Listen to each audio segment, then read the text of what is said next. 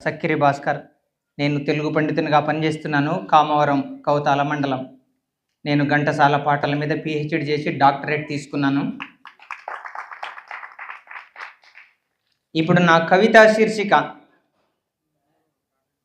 దీనికంటే ముందు కన్నడ అంటే చాలా ఇష్టం నాకు, కానీ మాట్లాడడం రాదు, అర్థం కూడా అంత కాదు. కానీ మాట్లాడే వాళ్ళ పెదవులు చూస్తూ ఉంటాను, స్నేహితులను. కన్నడం అంటే అంత ప్రీతి.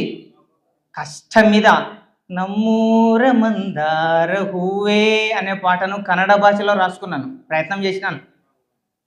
అంత ఇష్టమైనటువంటి భాష కన్నడ భాష.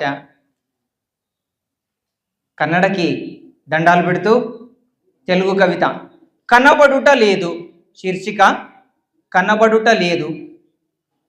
జాతరలో పిల్లలు తప్పిపోతారు, పరీక్ష ఫెయిల్ అయి విద్యార్థులు పారిపోతారు, ప్రేమ విఫలమై ప్రేమికులు మాయమైపోతారు. ఇవేవీ లేకుండానే మా ఊరు మాయమైంది. మా ఊరు చిన్న పిల్లేమీ కాదు తప్పిపోవడానికి. మా ఊరు పరీక్ష ఫెయిల్ కాలేదు పారిపోవడానికి. మా ఊరికి మరేమీ చేత కాదు, ప్రేమించడం ప్రేమించబడడం తప్ప. అది ఏమిటో మరి చిత్రంగా పాతాళ భైరవిలోని రాజభవనంలా అమాంతంగా మా ఊరు మాయమైపోయింది. జాతరలో పిల్లలు తప్పిపోతే మైకుల్లో ఆనవాళ్లు చెప్పినట్లుగా, పిల్లలెవరైనా ఇంటి నుంచి పారిపోతే వాళ్ళ వివరాలు పేపర్లలో ప్రకటించినట్లుగా నేను మా ఊరి ఆనవాళ్ళు చెప్తాను. మా ఊరిని వెతికి పెట్టడంలో నాకు కాస్త సాయం చేస్తారా? మా ఊరి ముందు కాళ్లకు నీళ్ళిచ్చే ఆడపడచు లాంటి వాగు ఒడ్డుకు కోతి కొమ్మచ్చి ఆడే జతగాళ్ళు, చక్కని చెలిమి లాంటి చల్లని చలమలు, మరోపక్క గిల్లిదండ ఆటలాడే కుర్రకారు, ఊరికి మరోపక్క కరువును తరిమే చెరువు, ఊరి చివర బడి, ఆ బడిలో 2 ఒకట్ల 2 2 రెండ్ల 4 అంటూ పిల్లల చిలక పలుకులు.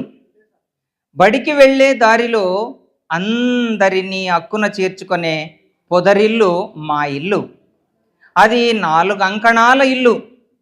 ఇంటికి ముందు ఎవరొచ్చినా కూర్చోండి అని చెప్పే 2 అరుగులు. ఈ ఆనవాళ్ళు చాలవా మా ఊరిని వెతికి పెట్టడానికి? నాకు తెలుసు, 1,00,000 ఆనవాళ్ళు చెప్పినా మీరు కనుక్కోలేరు.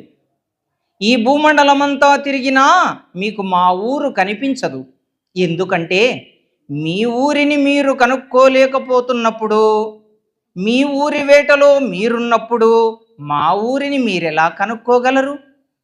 అయినా నా పిచ్చి కానీ మా ఊరు తప్పిపోలేదు, నేనే పోగొట్టుకున్నా.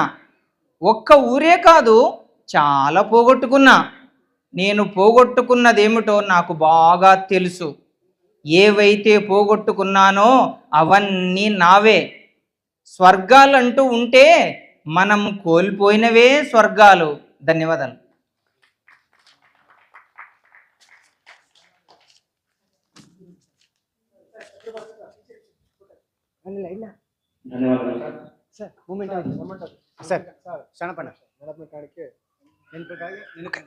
ఒకేసారి